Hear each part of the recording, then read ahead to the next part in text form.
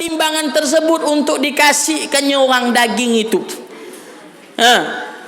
Penjual daging, kalau dia jujur, maka pahala yang dia buat akan mengalir kepada mak bapak dia yang sudah meninggal.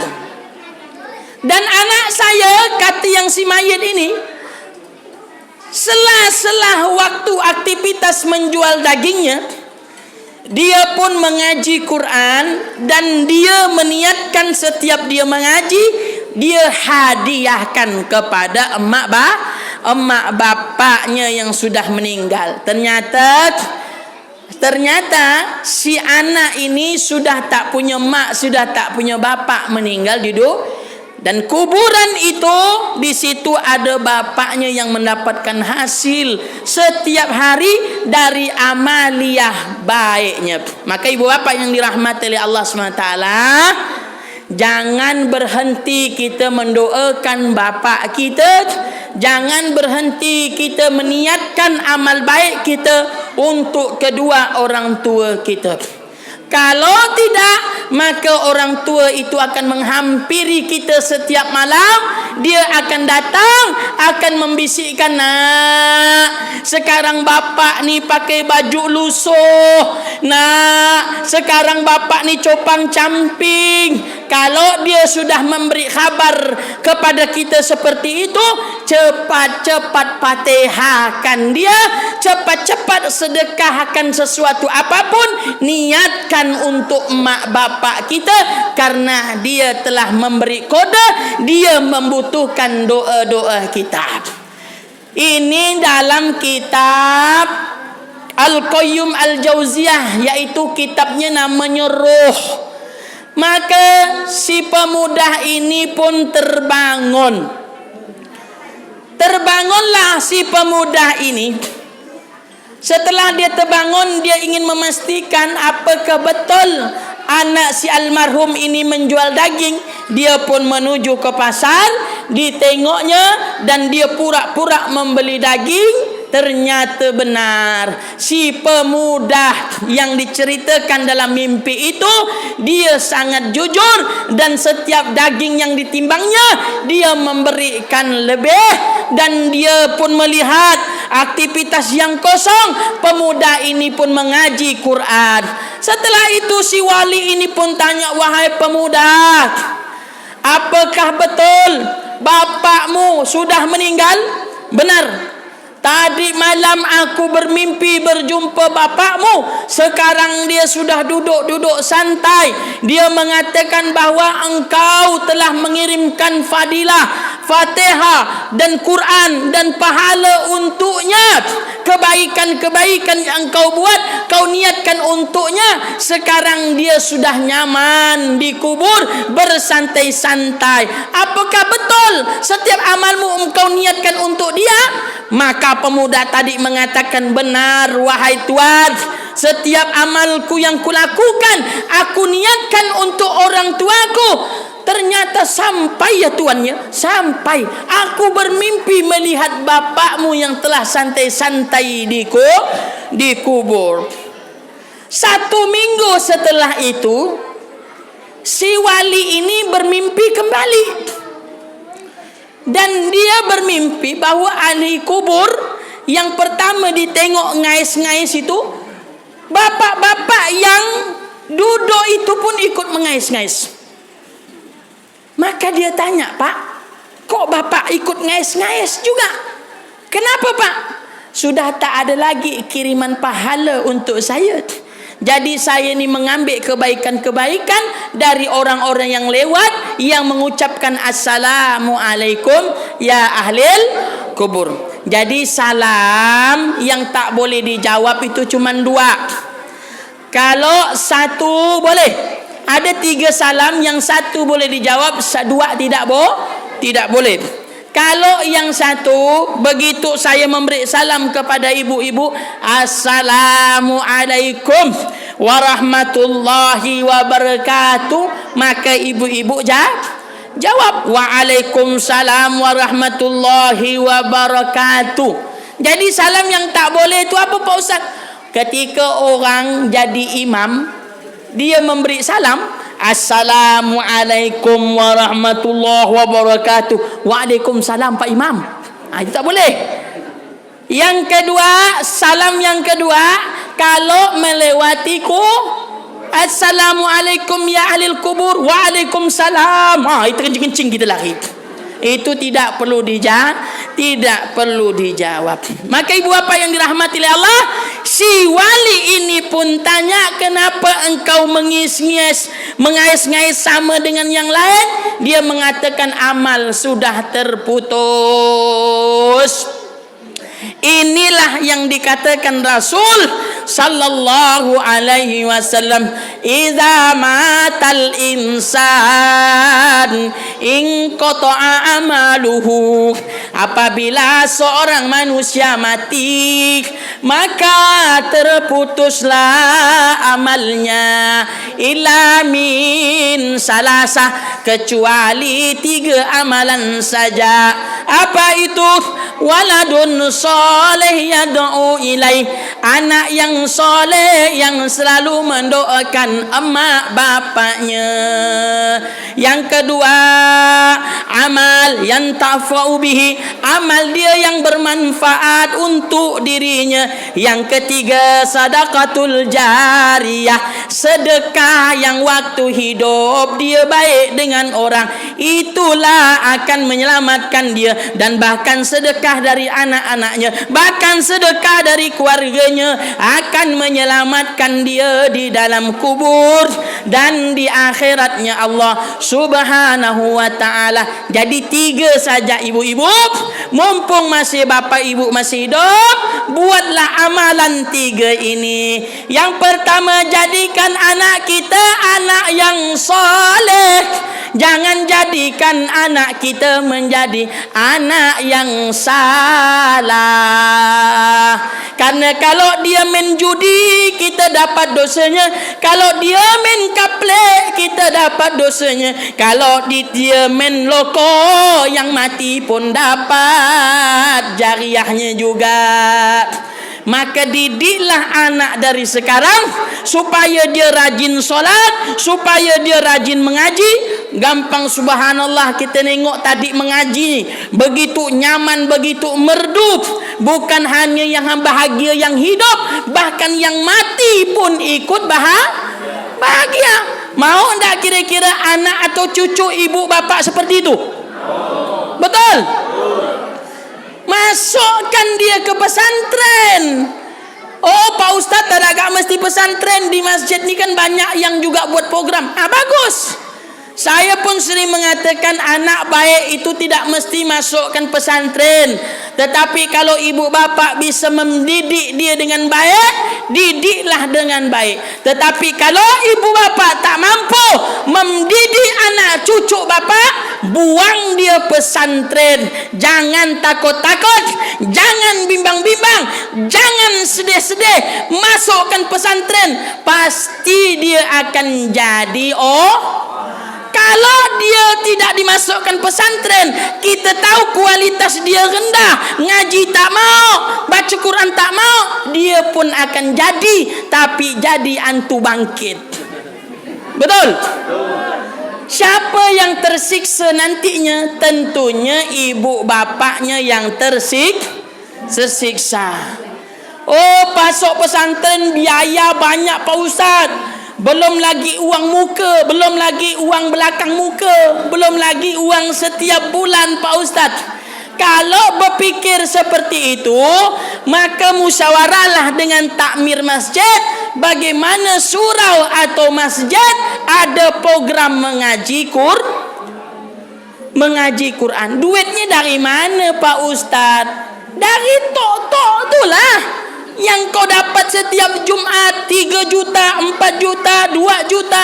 Itulah digunakan untuk bayar gaji guru. Kebanyakan masjid-masjid ni banyak yang berfikir sampai ribuan kali nak ngeluarkan duit. Padahal masjidnya pun tak ada gak bagus-bagus. Begitu ya dari dulu. Betul? Duit infak orang ni digunakan. Jangan kau sendat-sendat duit orang. Orang masukkan lillahi ta'ala. Tuh, berjalanlah kotak amal itu. Ente ada tak masukkan kotak amal itu? Tak ada Pak Ustaz. Ngapa pula ente masukkan? Kan ada Ustaz bilang kalau senyum itu sedekah. Jadi setiap lewat kotak amal saya senyum saja. Itu lain cerita bro. Bukannya perlu senyuman, tapi perlu duit. Kau masukkan 100.000 di situ. Ini ada cerita orang tiba-tiba menjalankan kotak amal. Dia jalankan kotak amal ni, tapi di sebelah ditengoknya, sikit dia masukkan ni, sikit dia masukkan ni. Sampai di belakang ditengoknya orang tu kan. Sampai di belakang tu yang masukkan duit 100.000. Banyak dia masukkan ni. Ku tengok lain-lain orang 20.000, 50.000 paling besar. Ngapa dia ni 100? Ditanya, ente kenapa besar-besar benar ente masukkan? Aku pun tak tahu, ada duit jatuh di belakang ente ni, ku masukkan, kata dia. Rupa duit dia yang masuk situ. Merena kau, itulah kau pelit benar. Ibu bapa yang dirahmati oleh Allah SWT, itulah cara Allah akan mengambil duit orang yang kedekut. Itulah dia. Pak Ustaz, lakiku masih kek Pak Ustaz. Pelit laki aku ni Pak Ustaz. Setiap gajian dia tak ngasih tahu. Setiap dapat duit dia diam-diam Pak Ustaz. Boleh ku curi duitnya ke Pak Ustaz? Ada berapa ibu yang tanya begitu dengan saya. Bingung enggak saya jawab? Betul, saya tanya lagi. Betul suami ibu itu pelit? Betul Pak Ustaz. Masih kek senak Pak Ustaz. Betul-betul pelit. Na'udzubillah. Saking pelitnya kadang Pak Ustaz disimpan duitnya tu di atas apa tu? Atap. Atap daun itu. Jadi ku bersihkan dek-dek ni Pak Ustaz. Ku bersihkan, tiba-tiba terkena lah atap daun, jatuh duit 100.000. Ning. Ku tengok duit 100.000. Langsung dia datang, duit aku tu dia cong. Dah tak boleh masuk. Saking pelitnya tu ditapuknya duitnya begitu. Jadi boleh ke? Datanglah seorang wanita yang menghadap kepada Rasul sallallahu alaihi wasallam. Ya Rasulullah, suami saya pelit ya Rasulullah. Boleh saya ambil duitnya ya Rasulullah? Apa kata Rasul? Betul suami kau pelit. Betul ya Rasulullah. Ghuz bil ma'ruf. Ambillah secukupnya saja. Jangan kau ambil semua di dompet-dompetnya.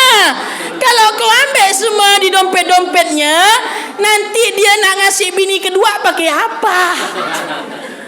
Bingung dia nanti. Betul Bu? Macam tak rela ya ibu ni. Ibu bapa yang dirahmati dan dicintai Allah, boleh ibu ambil, tapi ajak mega-mega. Jangan banyak-banyak. Kira-kira 200.000, 300.000 ambil lah tu. Banyak tu Pak Ustaz. Biar denger rising nanti sampai di kopi kan. Mana duit aku ni? Ya Allah, jangan si jahanam lagi ngambil ni, kata dia. Ibu bapa yang dirahmati dan dicintai oleh Allah Subhanahu wa taala, ibu-ibu mesti pandai-pandai menjalin suatu hubungan pernikahan. Semenjak Covid ini, di TV One itu melaporkan selama 7-8 bulan ini banyak wanita-wanita yang mengajukan perceraian. Di mana tu Pak Ustaz? Di Jawa Barat 1.300 dakwahan mengajukan perceraian. 80% yang mengajukan perceraian itu adalah wanita. Gara-gara apa Pak Ustaz? Gara-gara dek gagah duit. Gara-gara no money no honey. Tak ada duit, tak ada sayang. Gara-gara ekonomi. Kan Covid ni kan semua berdampak, betul? Yang miskin berdampak, yang kaya berdampak, yang sedang pun berdampak, semua pun berdampak. Sikit-sikit cuci tangan, sikit-sikit cuci tangan, cuci mulut tak pernah. Betul? Bersih dah tangan ni Pak Ustaz. Saking bersihnya bisa dah aku ni berkaca. Mulut ya aku ni kotor terus Pak Ustaz. Maka ibu bapa yang dirahmati oleh Allah SWT, inilah Indonesia. Yang benar disalahkan, yang salah dibenarkan. Ini zaman fitnah. Kalau tak betul-betul keimanan kita kuat menghadapi ini, bisa-bisa bunuh diri. Adakah Pak Ustaz? Ada. Berapa berita wanita yang tak kuat mengalami ekonomi seperti ini, gantung diri. Apa sebabnya? Banyak utang. Kredit sana sini, kredit sana sini, makan susah, akhirnya bunuh diri. Nauzubillah. Summa itulah tak punya iman. Maka ibu bapa yang dirahmati dan dicintai oleh Allah, dalam rumah tangga pastilah ada keles dan kekurangan. Hunna libasul lakum wa antum libasul lahunna. Kalian suami istri seperti pakaian. Kalau koyak celana laki, kalianlah seorang istri menutupinya. Koyak selendang wanita, seorang suamilah menutupi selendang yang koyak tersebut. Tak ada manusia yang tidak ada manusia yang sempurna. Justru dengan kekurangan itulah Allah jumpakan kalian supaya kalian lebih di hadapan Allah Subhanahu wa ta'ala. Maka tak usah merepek. Ini sudah 2-3 anak merepek terus. Dulu-dulu pun baik-baik, bagus tutur katanya, tingkah dan perbuatannya. Begitu sudah anak 3 dan 4, nampaklah asli kucing kurapnya. Dah nampak semua. Dulu kadang nak kentut ya depan bini berfikir 2-3 kali. Sampai ditahan-tahan pantat. Ngapa kau bang? Tak dek, kata dia. Tak kata dia. Tahannya. Sekarang kentutnya macam tak berengsel. Kelepat keleput, kelepat keleput, kelepat keleput. Di kamar kentut, di dapur kentut, ruang tamu tu kentut. Ya Allah bang, kalau kalah poging lagi ni orang nyemput nyamuk lagi kentut kau ni bang.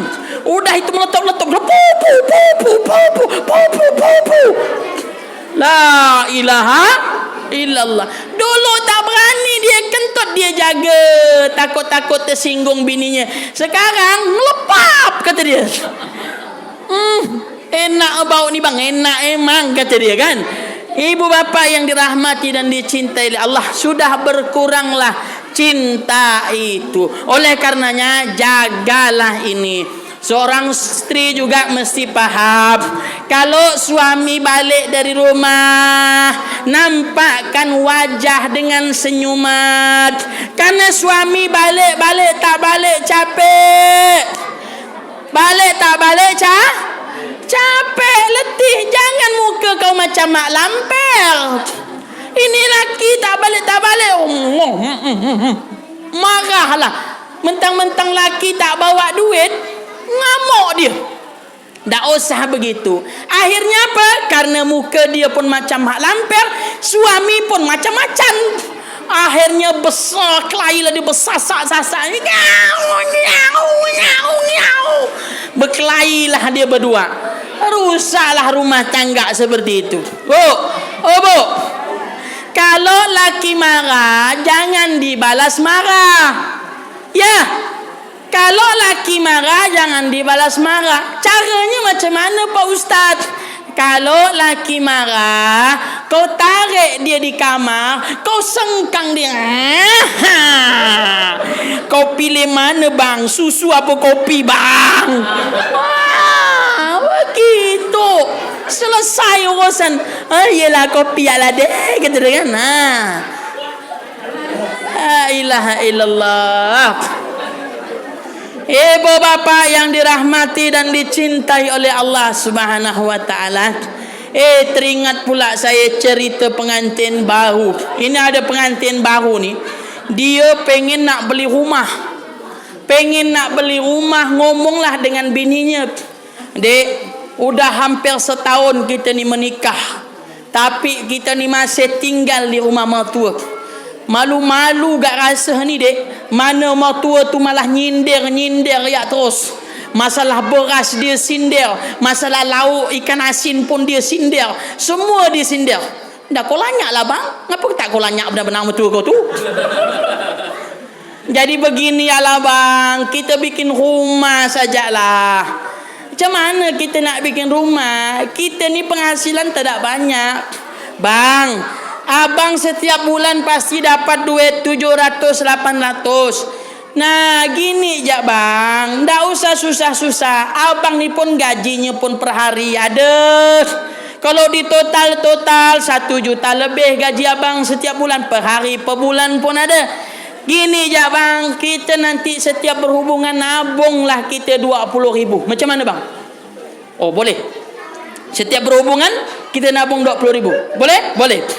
Akhirnya ada pernah satu hari tu sampai 3 kali nabung dia pak. 4 kali nabung satu hari. Tabung sampailah ringkas ceritanya 1 tahun lamanya. Selama berapa? 1 tahun. Kata suaminya, dek, kayak-kayaknya ini tabungan kita sudah banyak nih. Dek, udah berjuta kayaknya ni dek, kata dia kan. Baiklah kita buka bang. Bukalah. Dipecahkanlah celing ni. Cop. Dihitunglah duit 20.000. Berjuta duit tu. Tiba-tiba terselit duit 50.000. Di sebelah 20.000. Udah. Ayah macam mana ni? Jadi si suami ni heran. Dek, mohon maaf dek ya. Perasaan setiap kita berhubungan ni, kita masukkan 20.000. Ngapa ada 50.000 ni? Dari mana? Oh, semalam tetangga nitip bang, kata dia. La ilaha illallah. Apa makna cerita ni? Makna cerita ni kita takut isteri kita ni ragu gara-gara ekonomi. Mencarilah dia lebih kaya. Mungkin Pak Haji Ismail lebih kaya, mungkin Pak Haji yang anak beli kaya. Akhirnya pura-pura dia baik dengan lakinya, sampai satu masa dan saat ditinggalkan lakinya. Goodbye my darling. Itulah aku dulu, aku tahan hati aku selama ini. Beli cari katok pun susah aku dengan kau ni, kata dia. Apa dia lari dengan Pak Haji? Inilah perlu keimanan.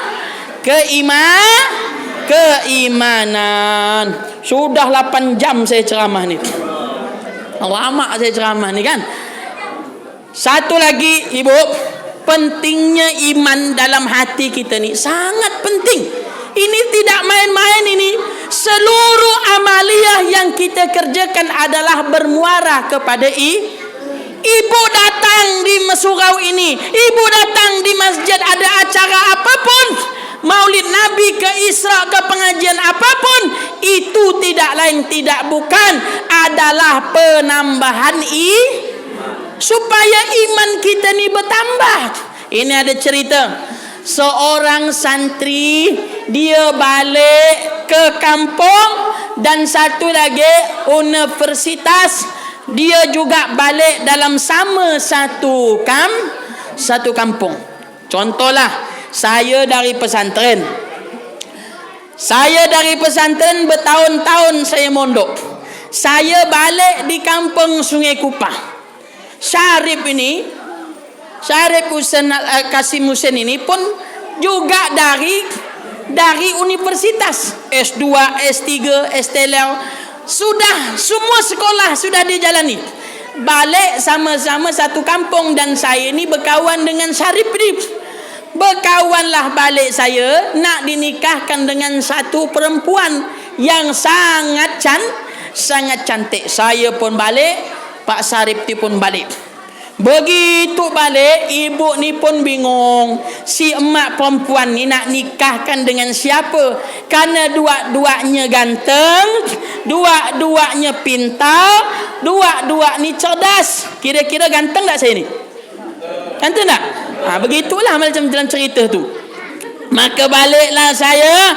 Begitu balik, Syarif pun balik. Ditawarkanlah dengan satu anak dara. Namanya anak dara tu pokok paling cantik lah. Ini cerita ni paling cantik, namanya apa tu? Bunga desa ya? Bunga desa lah paling cantik. Mak pun bengong nak nikahkan dengan siapa, karena dua-dua ni ganteng, dua-dua cerdas, dua-dua bagus. Akhirnya dibawalah dua anak ini berjalan-jalan. Tiba-tiba datanglah angsa. Kuak kuak kuak kuak kuak. Gitu kan angsa kan? Adakah angsa bunyi hong hong? Angsa ni kan besar suaranya, betul? Maka si ibu ni tanya kepada yang mondok pesantren, nanya saya lah, nak, itu angsa ini suaranya besar, kenapa nak? Oh bu, suara tu besar karena memang dari Allah. Allah lah yang membesarkan suara apa tadi itu? Suara angsa. Allah juga bisa mengecilkan suara angsa ni. Allah bisa membesarkan dan Allah bisa mengecilkan suara angsa ini. Itu saja penjelasanmu. Itu je bu. Hei, tak can kata ibunya. Maka ibu ni pun nanya yang universitas. Kau yang universitas sampai S3, kenapa ini angsa suaranya bisa besar? Maka universitas ni pun bercerita, suaranya besar bu karena pitanya panjang. Pokoknya intinya dia jelaskan secara mendetail. Akhirnya ibu itu pun yakin, dah mantap dalam hati ibu itu. Dia ingin mengatakan bahawa yang cocok dengan anak saya adalah sekolah universitas. Tetapi ibu ini tidak habis sampai di situ menguji kedua ini. Dia pun berjalan kembali. Setelah itu dia melihat ada angsa yang lewat. Suut. Angsa pula bebek. Tadi angsa ni bebek. Suut. Tiba-tiba bebek tu langsung mendarat ke air. Berenanglah dia di situ. Begitu dia berenang, si ibu ni tanya yang mondok pesantren, kau yang mondok pesantren, kenapa bebek tu bisa berjalan di atas air? Ngapa ribut benar ni? Nak bagi sembako ke? Berjalan di atas air. Begitu berjalan di atas air, maka ibu ni pun tanya yang di pesantren, kau yang mondok pesantren, kenapa itu bebek bisa berjalan di atas air? Maka anak pesantren ni dia bilang, dia bisa berjalan bu di atas air karena apa? Karena Allah lah yang menjalan. Udah masuk zuhur ke pak? Udah? Udahlah, tak usah lagi kita cerita, stop lah kita. Sikit lagi ya pak ya. Habiskan cerita ni, tanggung. Tokok jangan keluar dulu. Kita ni sepakat dulu sama-sama keluar. Maka setelah itu ibu bapa yang dirahmati oleh Allah, si ibu ini pun tanya kepada yang universitas, hai universitas, kenapa bebek ini bisa berjalan di atas air? Maka yang universitas mengatakan, tentulah bu, dia bisa berjalan di atas air karena dia mempunyai sirip, dia mempunyai kaki sehingga dia berjalan di atas. Dia jelaskan secara mendetail. Terakhir dia mengajak jalan lagi dua itu. Ibu itu melihat ada orang tua yang duduk. Ketika dia duduk, dibukanya songkoknya, ternyata sulahlah palanya, berkilat palanya. Maka ibu ni pun tanya, wahai kau yang mondok pesantren, kenapa bapa itu bisa botak kepalanya? Sampai-sampai berkilat dia kalau kena matahari. Maka yang pesantren mengatakan, ibu, ini yang botak ini itu karena Allah. Allah lah yang menumbuhkan dan Allah lah yang merontokkan rambut tersebut. Itu saja bu. Nah kau yang universitas, kenapa bapak tu sampai rambutnya rontok? Maka universitas ni mengatakan, tentulah bu, karena hari-hari bapak ini ditutup palanya dengan songkok, akhirnya susah angin masuk, rontoklah rambutnya, sulahlah palanya. Ini kata yang universitas. Baiklah kata ibu, ringkas cerita, sudah tiga pertanyaan yang kutanya kepada engkau. Aku akan memutuskan bahwa yang menikah kepada anakku adalah anak universitas. Hari ini akan kunikahkan. Tiba-tiba anak pesantren ini pun melarang ibu tersebut. Bu, jangan kau nikahkan dulu dengan anakmu. Kenapa pula? Aku akan jelaskan kenapa semua itu dari Allah Subhanahu wa ta'ala. Pertama, ketika angsa kita lihat suaranya besar. Ibu mau tahu itu besar suaranya karena Allah. Ibu pernah nengok kodok? Pernah? Itu kodok kalau hujan dia bunyi besar tak? Besar. Apakah leher kodok tu panjang? Pendek. Kok bisa suaranya besar? Mana ku tahu kata ibu tu. Siapa yang membesarkan suara ni? Siapa yang membesarkan suara? Allah. Kenapa susah-susah? Inilah kita sekarang ni sudah berubah keyakinan kita. Kita yakin bukan lagi kepada Allah. Apabila semua yang terjadi sikit-sikit itu asbab makhluk, padahal itu semua daripada Allah Subhanahu wa ta'ala. Yang kedua itu apa namanya? Bebek bisa berjalan di atas air. Yang universitas mengatakan karena dia punya sirip, karena dia punya kaki. Itu bu, itu ada pokok kelapa, buah kelapa tu ibu lempar ke parit. Ibu ni pun lempar ke parit. Tenggelam tak tu? Oh tak ada. Kenapa dia tak tenggelam? Itu ada tak siripnya? Tak ada. Ada tak kakinya? Tak ada. Kenapa dia bisa terapung? Kenapa dia tidak tenggelam? Padahal kakinya tak ada, siripnya tak ada. Ini yang menenggelamkan adalah Allah. Allah berhak menenggelamkan dan Allah berhak menimbulkan. Allah kuasa dari segala-galanya. Satu lagi, ketika itu ibu melihat ada orang tua membuka kepalanya, silau men, berkilat karena rambutnya rontok. Bu, maaf, ibu kan punya ketiak, itu ketiak ibu setiap hari ibu tutup. Kenapa tumbuh bulu tos? Ayo, kenapa bisa tumbuh? Karena setiap hari ibu tutup. Siapa yang menumbuhkan ini?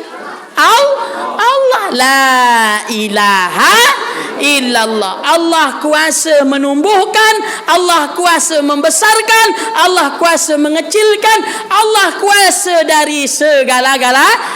Oleh karenanya, ibu bapa yang dirahmati dan dicintai oleh Allah, mudah-mudahan Maulidur Rasul pada pagi ini bermanfaat bagi kita semua, dan kita lebih yakin kepada Allah, dan kita yakin lagi kepada Rasulullah sallallahu alaihi wasallam. Semoga kita yang hadir pada pagi menjelang siang ini semua disyafaati oleh Rasulullah sallallahu alaihi wasallam. Amin ya rabbal alamin. Terima kasih atas perhatian. Mohon maaf atas kekurangan. Wallahu muwaffiq ila aqwamit thariq. Assalamualaikum warahmatullahi wabarakatuh.